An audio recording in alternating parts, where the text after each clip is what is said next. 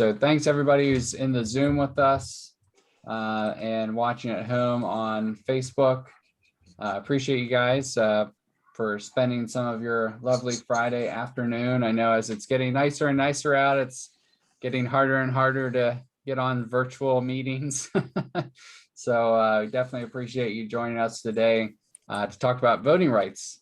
Something a little bit outside the norm for the Sierra Club, but given National Sierra Club's interest in this area and support of communities pushing back against some of the horrible voting laws that are passing in other states, and seeing the great work that's happening in our state, we wanted to branch into this and give some time and space to this movement here in Delaware. And we have a wonderful special guest joining us today.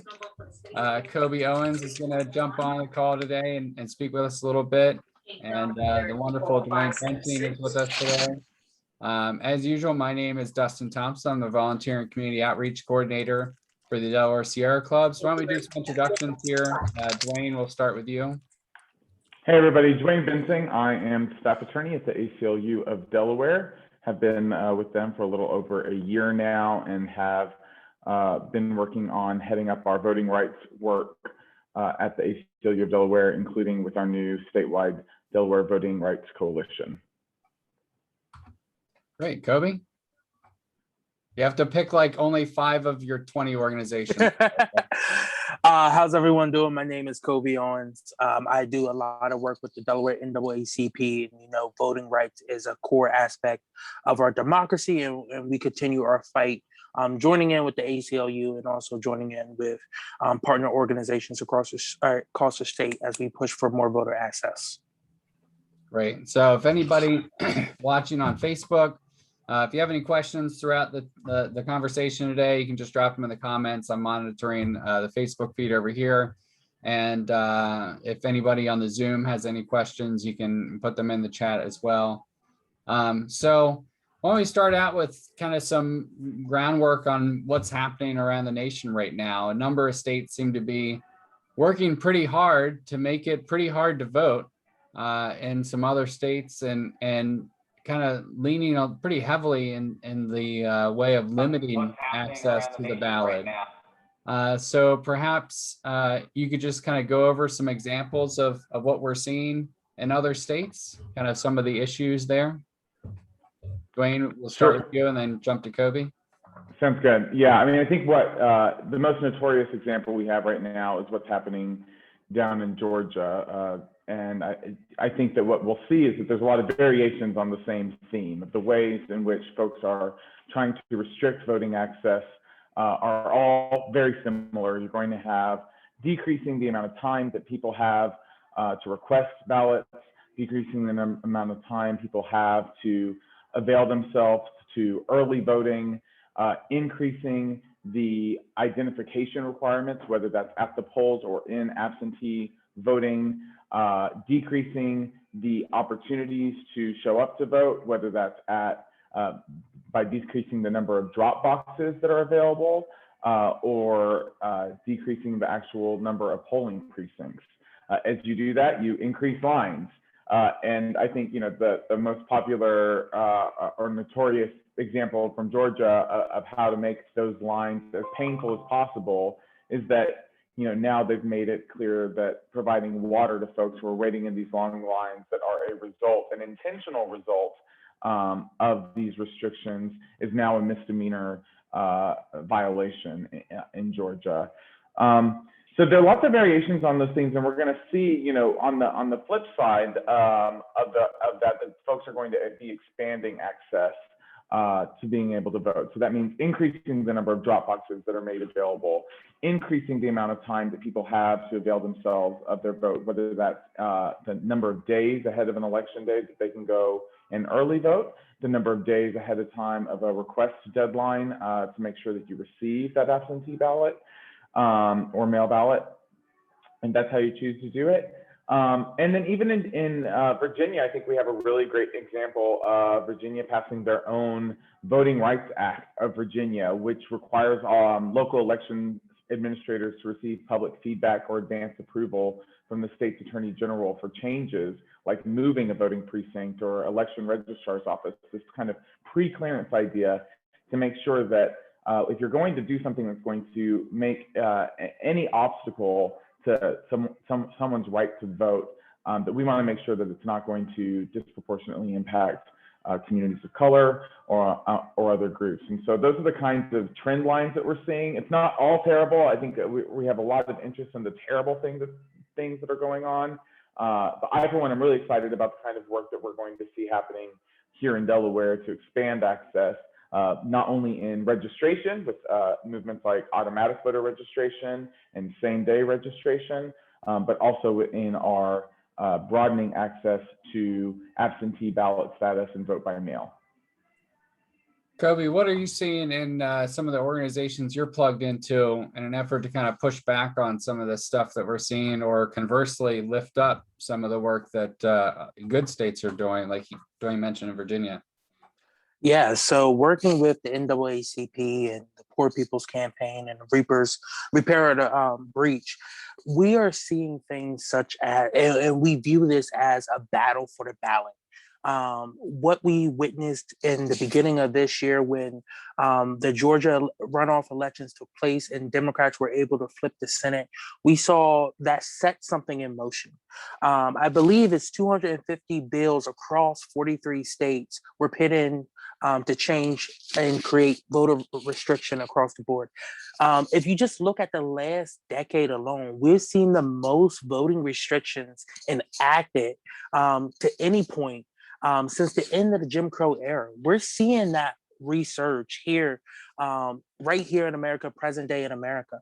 From what I'm seeing with the NAACP, with the Poor People's Campaign, is one, it has to be shaped as a moral issue. Everyone has a right to vote. Your right to vote is your voice in the democratic process that we live in here today. It's your right to get to have a say in who is going to be representing you. And we've seen that come under attack. I'm happy to see Delaware is doing the exact opposite of what Georgia did. Delaware is taking the steps to expand voting access to as many people as possible. Representative Benz is going to his second leg of the with HB 75 to eliminate portions of the Constitution that has limited who can actually request an absentee ballot. You see people who are pushing bills across the country as well too, or pushing bills for more early access to protect the mail-in ballot systems that's been there already that have recently become under attack because of the coronavirus, and we saw such an expansion due to people's personal safety. I mean, do you feel like that this drive is a direct correlation between the turnout and the impact that we saw in the last election? I mean, is this very much Republicans upset that they tend to be losing in states where they haven't lost in recent history? 100%. That's what I believe. If you look at it, not just Georgia, but Arizona, in states where they usually would be safe red states, they're upset that they lost those Senate seats and pretty much that we're in a 50-50 split as of right now. The thing is, the people got out. The people powered through some of the restrictions that they already had. So they're viewing it as they need to put even more restrictions on. In short, they're mad that Black and brown people got out to vote in record numbers. You saw a historic presidential election where millions and millions, tens of millions of people turned out to vote. I think both candidates were the first and second ever in vote getting. So with record numbers such as that, they're going to be upset because Democrats were able to outpace them. Are they, I mean, is anybody using kind of examples or pointing to something in these systems that says, oh, look, this thing happened and that's why we need to fix this issue? Or is it really just kind of coming out of the blue with no real clear examples of what, sort of one of those things like, are we actually fixing an issue here? Or are we just blatantly making it harder for people to vote without even trying to attempt to say that we're fixing something? Yeah, these are definitely solutions in search of a problem. Exactly. Narrative of voter fraud. There's no evidence that those kinds of things are happening, or that the measures that they're trying to implement would would correct for any of those kinds of issues. So it's really unnecessary, and it's really intentional to impact communities that traditionally have very high Democratic voter turnout. I'm not convinced, however, that these voting restrictions won't also have an impact on some poorer rural white communities that came out strongly for Republican candidates this last election as well. And so they may end up regretting what they're creating here in this voter restriction. I think at the end of the day, though, the right to vote is so fundamental that we need to be very suspicious of any curtailing on that right, any increased requirements that make it difficult or challenging for any voter. This should be a nonpartisan issue, and it used to be a nonpartisan issue where in Delaware, for example, specifically, the first leg of the constitutional amendment that Kobe just referenced, all but 3 Republicans in the Delaware House voted in favor of House Bill 73 in 2019, which was the first leg of the constitutional amendment. So there is broad support for these issues. Polling of voters suggests that they want easy access, they want to be able to vote by mail, they want to be able to vote early. And so these restrictions are not popular and they're not good for democracy. I would go even further that, if you look kind of historically at some of the states that had mail-in voting, they weren't far left-leaning states. They were actually moderate states, and often was the case that Republicans actually used mail-in voting in those states in a significant way, and often actually won elections with mail-in voting in states that had that process in place well before 2020 or the pandemic. So I would even go further that on your train of thought, right, that they're inadvertently hurting their base in some of these states. So, I mean, the movement to expand access in Delaware is not particularly new. We've had some of these recurring conversations over the past few years and probably even before that. So I'd love if you guys could just kind of go, Dwayne, again, why don't we start with you, and Kobe, you can jump on as well. Some of the either discussions that have been happening in the background over the years, or some of the bills that have recently been passed or introduced and maybe didn't get passed because the lockdown and the pandemic kind of kicked in. Sure, and Kobe, definitely please jump in on this, because I find as a new Delawarean, the first criticism I get often is, you're new here. And so I've had people try to fact check me on some of these things, and I'm definitely happy to hear some more context here. And, absolutely, I think the trend lines here in Delaware look great for expanding access to voting. We will have, for the very first time, no excuse early voting happening in the 2022 election. That has passed, and so we're really excited about early voting being a thing that happens in Delaware. An asterisk on that is that I've learned that folks who had an excuse before in Delaware were able to early vote, and so that may have been something that some folks who have been around the state for a long time were familiar with. And so I don't want to imply that it wasn't something, or that's changing. It's just we're expanding to folks to practice early voting without any excuse. Even if you're going to be around on election day and would otherwise do it, you can do it. And the other asterisk I would add to that is that Delaware's legislation provides for 10 days of early voting, which is good. That's better than 0 days, which is what we had, for no excuse absent early voting before. But we see in other states that early voting period is a lot larger. And so I think maybe one of the things we'll see as we're trying to expand access to voting is maybe also expanding that window of opportunity. So that's something that's already passed and that we know for sure we're going to have in 2022. Last year in the 2020 election, we saw for the first time in Delaware, no excuse mail-in voting. And that was in direct response to the pandemic. The General Assembly exercised their authority under their emergency powers to say, hey, listen, people shouldn't have to fear sickness or death in order to practice their fundamental right to vote. It was the right decision to make, and they did it. As you all know, that was challenged in court, and the court upheld the General Assembly's authority under their emergency powers to permit that no excuse absentee voting for all voters. And so many voters exercised that right. So for the first time, a lot of voters in Delaware who had never before had the opportunity to earlier absentee vote or vote by mail used that under those emergency powers. And we saw a voter turnout happen in Delaware that exceeded all records. And so that's really fantastic news. And it shows that not only are voters enthusiastic about that method of voting, but our Department of Elections is capable of making sure that that goes off without a hitch. They did a fantastic job. We were able to count those ballots timely, and there was no allegations of any fraud or wrongdoing anywhere in the four corners of the state of Delaware. And so I think that's really encouraging for where we go from here. And so we've seen an excitement about expanding access, making it easier for folks to vote, because we know that it's that our democracy is stronger when people participate. And so with that, we've had movements to make sure that we have automatic voter registration. Senator Kyle Evans-Gaze introduced SB 5, that has passed committee, which would make voters, folks who are going to state agencies such as the DMV would be automatically opted in to voter registration, would receive a postcard allowing them to opt out of voter registration. So it just eliminates that extra burden, that extra step of having to proactively, go online or otherwise mail in or email a voter registration form.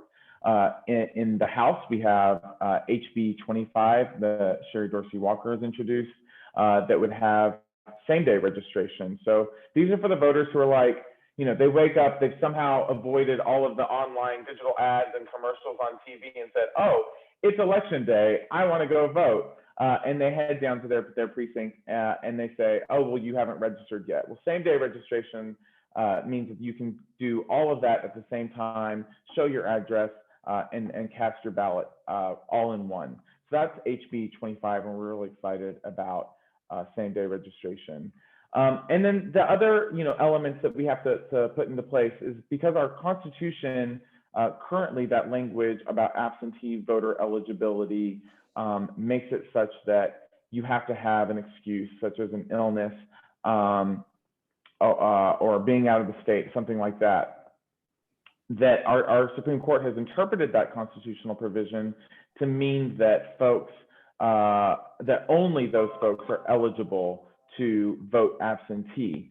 And we talk about absentee and vote by mail interchangeably often. And I like to think of vote by mail as the process that absentee voters use to cast their ballots. So I think there is a narrow but perhaps legally important distinction between those two provisions. But there's definitely some worry that you cannot implement a vote by mail legislation in the state of Delaware without first fixing the obstacle of our Constitution that essentially provides that the only people who are eligible to absentee vote are those with an excuse. And so HB 75 is the second leg of the constitutional amendment that would strike that language that makes the explicit reasons that a person can be eligible to vote absentee, and makes it such that our General Assembly gets to provide for the methods of voting the same way that our General Assembly provides for all of the other avenues of registration and voting that we've already been discussing. Kobe, are there any of the bills particularly that your groups are super passionate about here in Delaware? Yeah, so I think Dwayne hit all of them, and I think just to the root of your question initially to him of the history here in Delaware, I think the first major voting rights bill I remember here in Delaware was back in 2013, which was that Hazel D. Plant Voter Restoration Act, which removed the 5-year barrier for those felons who are re-entering society. If you look at what we're doing here in Delaware right now, what Dwayne was just talking about with SB 5, HB 75 and 25, Delaware has a strong tradition of fighting to advance voting rights because they understand that, one, your voice is your power. And this is a multicultural, multi-religion effort right now to really circle how can we expand voting rights in the first state. Senator Gay's bill with the automatic voter registration is probably the biggest bill. Voting should be an option for everyone. If you don't, that's okay, and you can opt out of it. But that gets to the very root cause, especially for a lot of young people who are so excited at the DMV. They kind of skip over that place, or they choose not to, which bars them from being a part of our primaries. They choose independent or they choose unaffiliated as well too. It bars them because we have a closed primary system here. So now this just gets them more involved, and hopefully it comes with the civic side of things as well too, with the education side, and people continue to look forward to how they can use their voice in the right way. Yeah, SB5 is one of the ones I'm particularly excited about. And one thing that I don't think gets talked about enough is that when you tie voter registration so heavily to the DMV, you really are missing out on a pretty significant subset of the population that doesn't interact with the DMV, right? Not everybody wants to own a car or immediately gets their driver's license or routinely, unfortunately, keeps their state ID up to date, right? So it's not interacting with the DMV on a fairly regular basis. So if they opt out one time, right, they're going to get another shot within 6 or 7 months or something like that. And with SB5, right, you loop in all these other departments, state agencies that you could have a touch point, and particularly for those reentering society, right, looping in the various departments for social services that deal with reentering citizens, where you can readily get them back and registered when they're eligible to vote, and get them back on the voting rolls so that they can do that in a kind of integrated way. And one thing we've heard conversations around is education on voting rights coming out of prison as well, making sure people know that they can vote, right, coming out of that. I know Dwayne, another group that I work with, we're on the Voting Rights Coalition, and that conversation has come up, and it's very, really important. So I know we've had a lot of people on the Facebook Live, and we love you. Thank you for watching on live. Share if you can, but if you have questions or comments, drop them in the comment section on Facebook, and we'll bring them in. But you guys both brought up SB 75, the constitutional amendment around absentee. Last year, or when it passed the first time, I should say, as you kind of hinted at, Dwayne, it seemed like a fairly light lift. I mean, you had some people in the party of no that just they say no to most everything, and they voted against it, but it had overwhelming support. So why is it seems like it's a real heavy lift this year. So I was wondering if you guys could talk on that a little bit. Yeah, that's right, Dustin. It seems like a no-brainer. We have all but 3 of the folks in the House in the General Assembly already voted for the first leg. That means they've already voted for the exact same language in this constitutional amendment. And as you know, our constitutional amendments require 2 consecutive supermajority votes. And so that's the heavy lift here. And there's no surprise about what happened between that vote in the House, that House vote in 2019, and why we can't find a single Republican in the General Assembly right now to come out in support of that exact same language that had overwhelming, broad, bipartisan support the last time. And that is that this national partisanship has really come to Delaware, which I think is a shame, because I think Delaware prides itself in being a collegial and cooperative state that doesn't have the kind of vitriol that we see on the national level between the parties. And I think this is a really missed opportunity.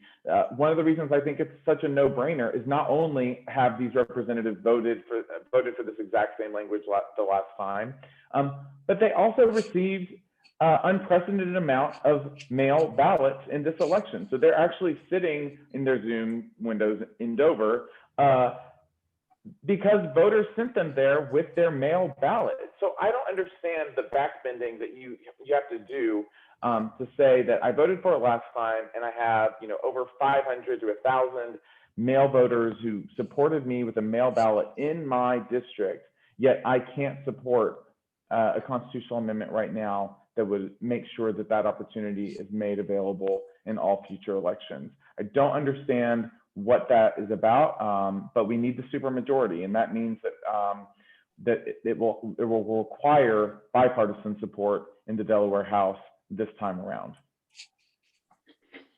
Kobe, anything to add on that? No, I think Dwayne hit it perfectly. Great. So the ACLU, I mentioned the coalition, the Voting Rights Coalition. The ACLU started around, expanding access to the ballot.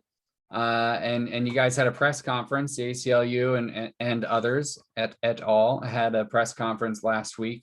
So for those that weren't able to make it out to that, because there's 90 Zooms happening at any given moment nowadays, I was hoping, Dwayne, that you could kind of just give us a recap on what went down.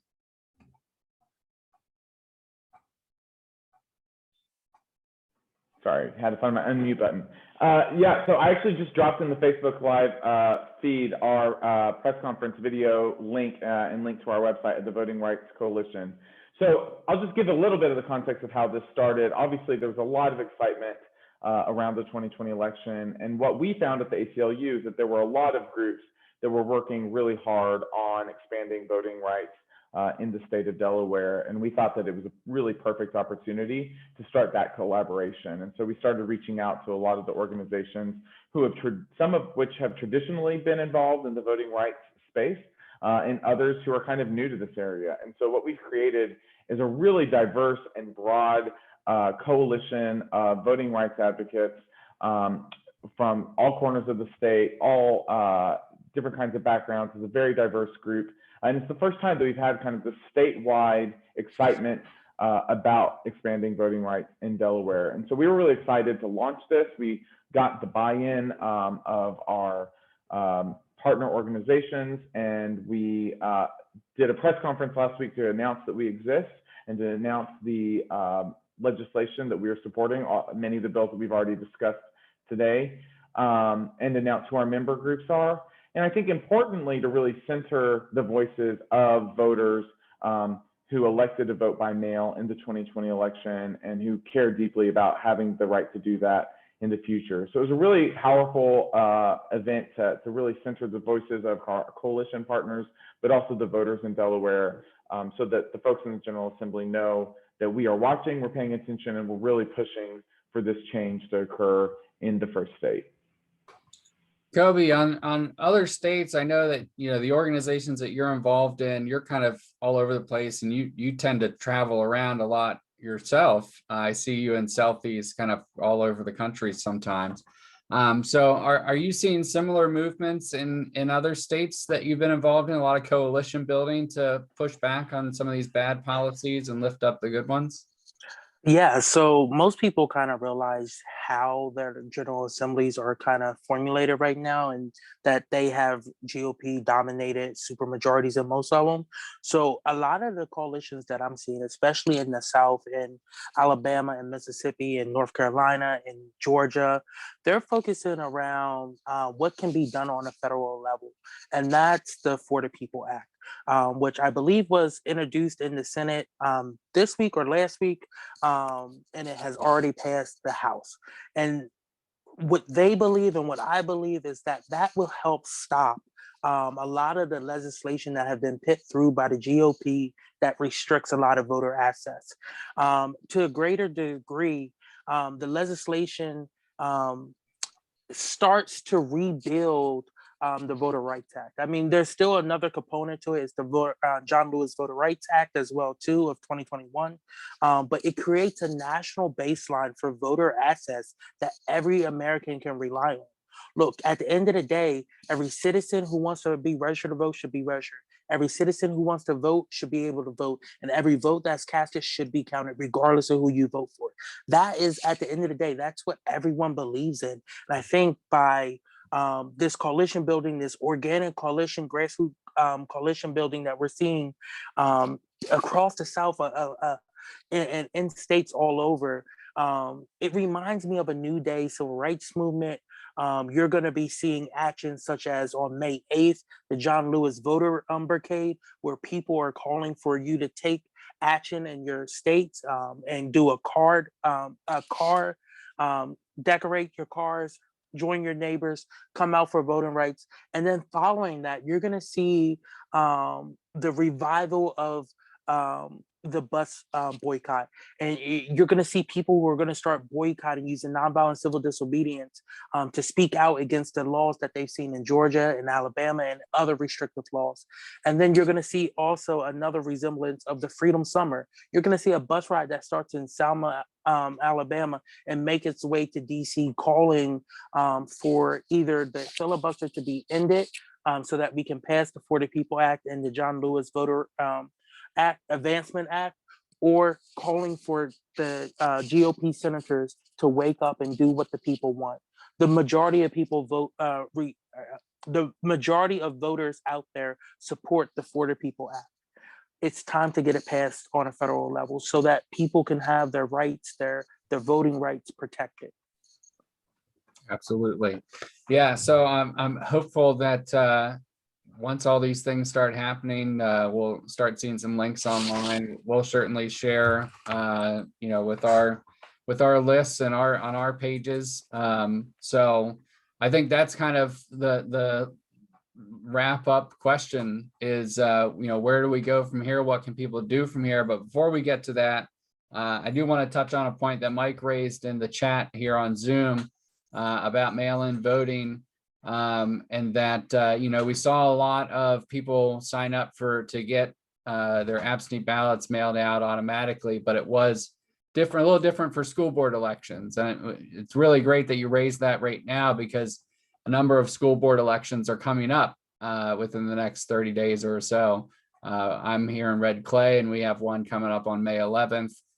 Yes, if you want to get an absentee ballot, the process is a little bit different for school board. So if you're looking to do that, do it now. Do not wait, or you might run out of time and need to go in person. But school board elections are very important, and you should do it. You should get out there and vote. You just need an ID. You don't have to have a special registration. Just need your ID or a proof of address, and you can go to your school board elections and vote. So very important point. Thank you, Mike, for bringing that up. So yeah, if you could, and then I see, Dwayne, that you've dropped a couple actions already in the comment section on Facebook. So if you're watching on Facebook, Dwayne's got you covered. But aside from that, what can people do in the short term right now to help the groups you're working with, Kobe, and on the national side, and Dwayne on the state side? Kobe, why don't we jump to you first, since Dwayne took it first last time? Yeah, so on May the 1st, we will be launching a campaign. So the links will be coming. They're not live as of right now, but please pay attention to Faith for Black Lives, for the Poor People's Campaign, and for the NAACP. Those links will be coming up soon. But again, look, at the end of the day, the more ways that we're able to offer people a way to vote, the more people are going to come out to vote. It's just simple. We've seen that across the board right now. And I just want to, say on this call, thank you to the work that the ACLU and Dwayne's doing and the coalition's doing for pushing these bills is super important. And thank you for all the sponsors who are willing to stand up and fight for voter expansion here in Delaware. Absolutely. Dwayne? Thanks, Kobe.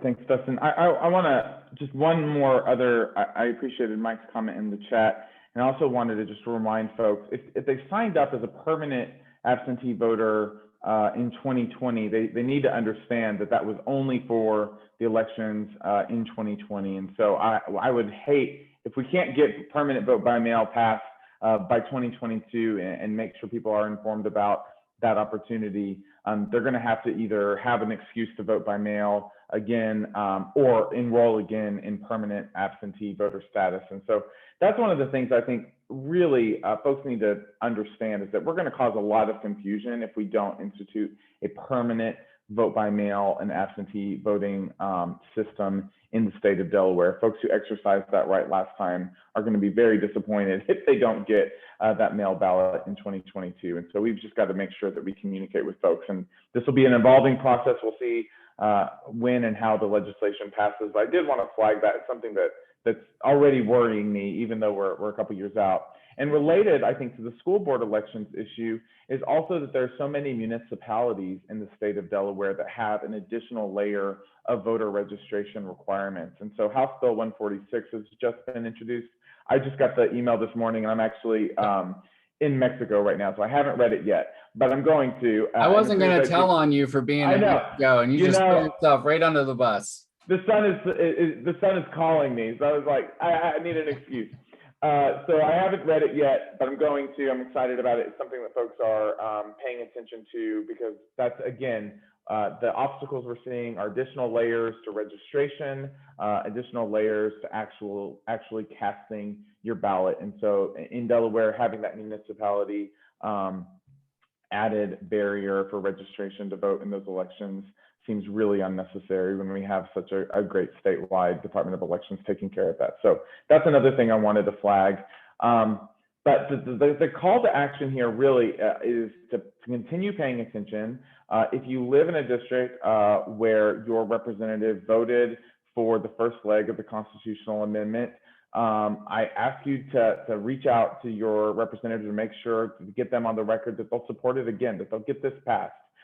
We need, from my count, I think we need 2 more votes. And so we need to get those we can get those from the folks that voted for it the last time. They'll just be consistent with it. And so I put in the Facebook chat, one of our coalition partners is Common Cause of Delaware. They have an action form to reach out to your representative in support of House Bill 75. Representative Bentz is the lead sponsor on that, but definitely encourage everybody to make sure that your representative knows that you do support that endeavor. I think it's the most important piece of legislation currently pending in the General Assembly. So that's what we're going to be focusing on. Yeah, I think to your point, Dwayne, about the confusion, I think also we need to realize that, look, it's great the vaccines are, the rollout's going so quickly. And we have folks that are getting vaccinated and taking trips to Mexico. But that's great. That's great that people are getting out. But the reality is that not everybody is going to be comfortable like that, right? That they'll get their vaccination and be comfortable with going out in crowds or standing in line to vote on election day in 2022. And look, there's a lot more on the ballot in 2022 than just the races that are up, which are for Delaware, all of them. But there's a lot of issues that come with that, right? And people need to be able, whatever the mechanism, right, to be able to cast their ballot. And if they're not comfortable going out and standing in line and going to the polling booth, then we have to come up with an alternative for them. And we know what the alternative is, right? Because we did it. We just did it, right, in 2020, and it worked great. So absolutely, 100% agree that 75 is key, and then the enabling legislation that comes with that to get that system in place, to make that system that's already in place, right, work for everybody. So 100% agree. Well, thank you guys both for joining us. We've had it's funny, it kind of swapped. Normally I have a bigger crowd on Zoom and a smaller crowd on Facebook, but it kind of went the other way today. So we appreciate everybody that watched on Facebook. Thank you so much. Kobe, thanks so much for jumping in here at the last minute. Really appreciate your insight today. Great conversation. Thanks so much, Dwayne, for all the work that you're doing over at the ACLU and the whole team over there. We love the ACLU over there in Delaware at the Sierra Club. So thank you guys so much for the work that you're doing on so many levels. And Kobe, for the 18 million groups you're a part of. Thanks to all of them. Thank you for all the work you're doing, Dustin. And Yeah, I'm glad to see the Dustin. Sierra Club, really joining in this fight with social justice. Absolutely. Happy to lift up what we can. So thank you guys. Everybody have a good weekend. Take care, everyone. All right, bye-bye.